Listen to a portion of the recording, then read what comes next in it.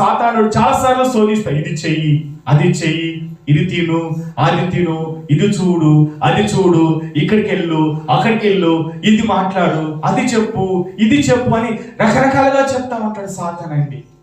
ఎందుకు? హృదయాలను పాడు చేస్తాడు, హృదయాలను మోసం చేస్తాడు, హృదయాలను రకరకాలుగా ఆ మైండ్ సెట్ అంతా పాడు చేస్తాడు. అందుకే అంటాడు, నువ్వు దైవ కుమారుడు అయితే ఈ రాళ్ళను రొట్టెలుగా ఒకనట్లు ఆజ్ఞాపించు. అందుకే యేసుప్రభువు అన్నాడు, మనుషుడు రొట్టె వలన మాత్రం కాదు, దేవుని నోటి నుంచి ప్రతి మాట ద్వారా బ్రతుకుతాడు. గట్టిగా చప్పట్లు కొడతాం హల్లెలూయా.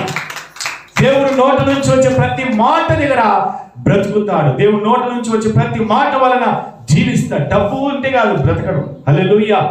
డబ్బు ద్వారా బ్రతకడం కాదు, విశ్వాసం ద్వారా బ్రతకాలి. అందుకని చెప్పు, నీతిమంతుడు కావచ్చు, దేవుని నమ్ముకున్న బిడ్డ కావచ్చు, విశ్వాసం లేకుండా దేవునికి ఇష్టడుగా ఉండుట అసాధ్యం అంట. దేవునికి స్తోత్రం కలుగునుగాక, హల్లెలూయా. మరలా వచ్చి